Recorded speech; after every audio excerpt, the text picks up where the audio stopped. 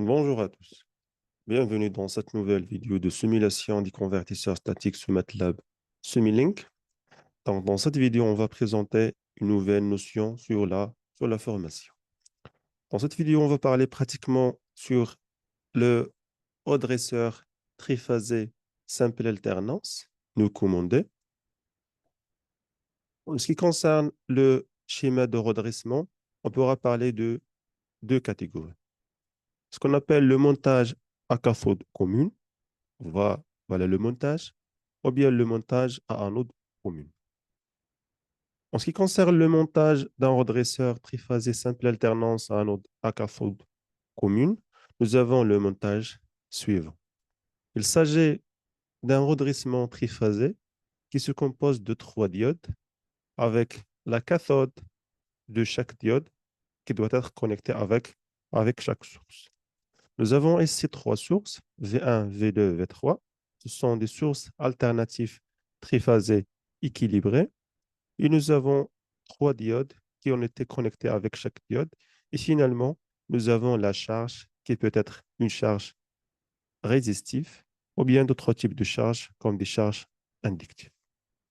En ce qui concerne les tensions de chaque source de tension, nous avons, je disais, les trois sources. Nous avons V1 de T, V2 de T et V3 de T. Ce sont trois sources de tension triphasées. Le déphasage, ou bien les conditions qu'on doit garantir pour avoir une tension triphasée équilibrée avec ces trois sources, alors c'est pratiquement la même amplitude, ça veut dire la même valeur efficace. Alors la valeur efficace doit être égale à racine de 2 fois V. Également la même fréquence. Dans les trois sources V1, V2, V3, on doit avoir la même fréquence. Par exemple, une fréquence de 50 Hz pour chaque tension. Et la troisième condition, c'est un déphasage de 2P sur 3 entre chaque deux tensions. Alors, en ce qui concerne la troisième condition, alors pour avoir 2P sur 3, je vais présenter voilà ce repère de Fresnel, les trois tensions complexes. Nous avons la première tension V1, par exemple. La tension V2 doit être décalée de 2P sur 3 par rapport à la tension V1. Et également, la tension V3 doit être également déphasée de 2P sur 3 par rapport à V2 est également par rapport à V1. C'est un système triphasé équilibré. On va passer maintenant vers le logiciel MATLAB pour qu'on puisse simuler le circuit sur le logiciel. Dans le logiciel MATLAB Simulink, j'ai déjà implémenté le montage à cathode commune.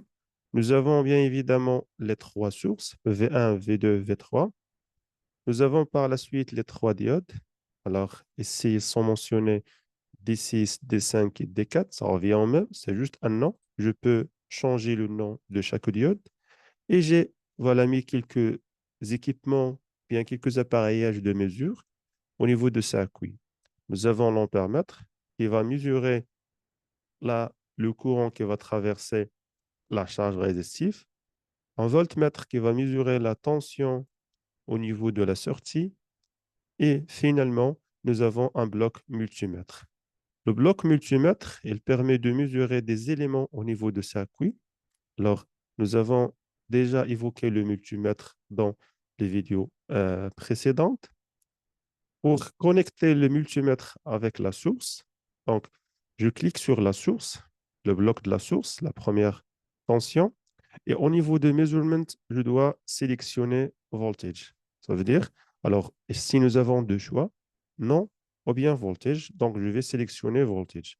Nous avons V4, V5, V6 pour chaque, chaque source. Lorsqu'on clique sur le multimètre, je dois sélectionner la mesure des trois tensions V4, V5 et V6, comme il est mentionné dans la fenêtre qui va être affichée maintenant. Voilà.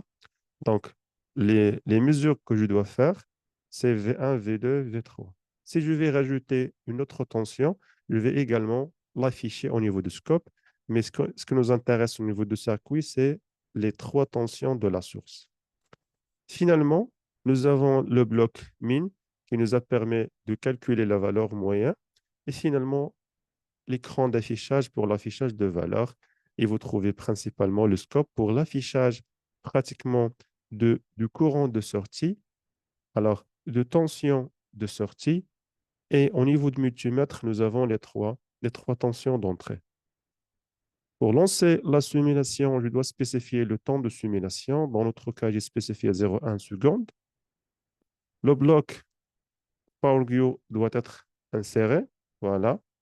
Alors, dans un circuit, je dois toujours trouver un seul bloc PowerView. C'est un bloc qui nous a permis d'adapter le temps de simulation au niveau de votre circuit. C'est un bloc qui est indispensable pour simuler des blocs de la bibliothèque Simscape de MATLAB. Je vais lancer maintenant la simulation pour pouvoir voir le résultat. Donc, je clique sur simulation et vous voyez l'avancement de la simulation.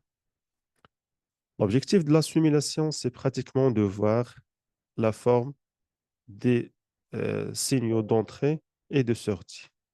Dans la sortie, la valeur moyenne affichée. Alors, en ce qui concerne tout d'abord la valeur efficace de tension, c'est 220. La valeur efficace, c'est 220 racine de 2.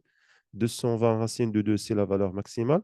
220, 220, c'est la valeur efficace.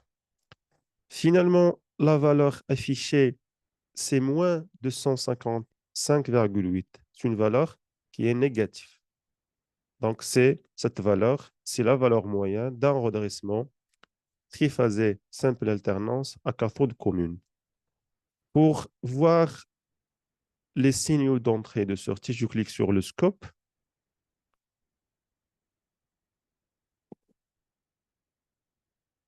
Dans le scope, alors vous avez ici la tension d'entrée-sortie. Alors, je vais essayer d'analyser les signaux de sortie. Nous avons utilisé les signaux d'entrée-sortie. Voilà.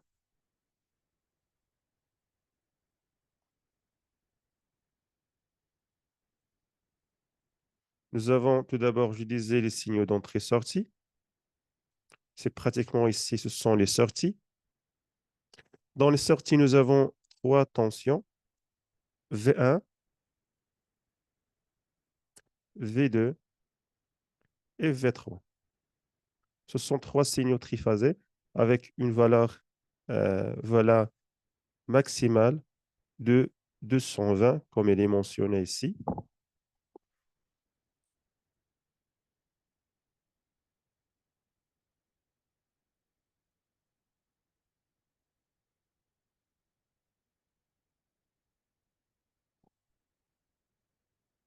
Dans la sortie, nous avons pratiquement la tension de sortie.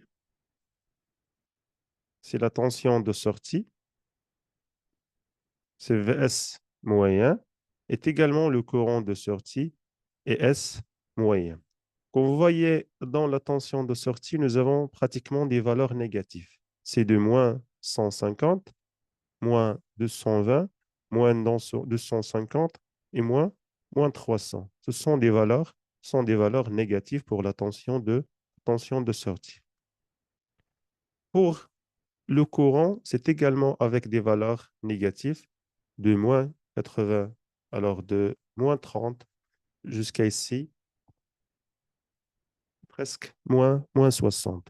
Donc, dans le cas d'un redressement double alternance à cathode commune, les tensions, ce sont des tensions, ou bien les tensions de sortie, ce sont des tensions négatives. Donc, le redressement, c'est pratiquement pour éliminer, voilà, ou bien garder, voilà, un seul sens de courant, ou bien de tension. Voilà. Nous avons ici, je vais également faire une capture d'écran de cette partie pour qu'on puisse l'expliquer.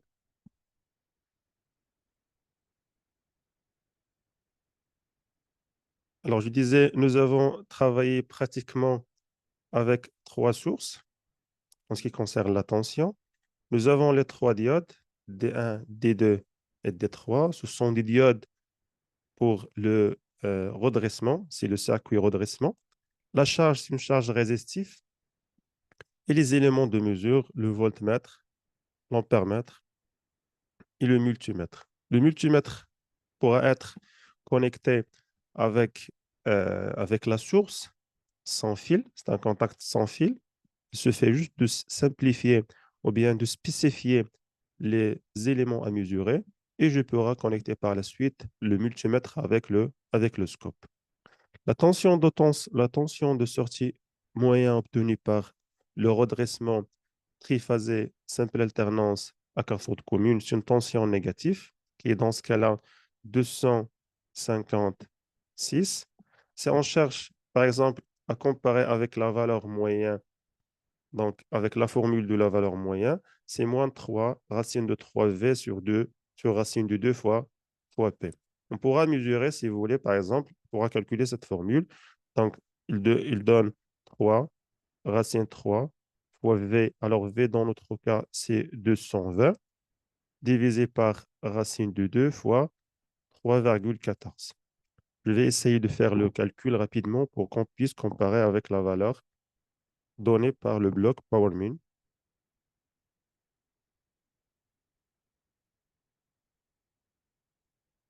Donc, vous pouvez faire le calcul avec moi.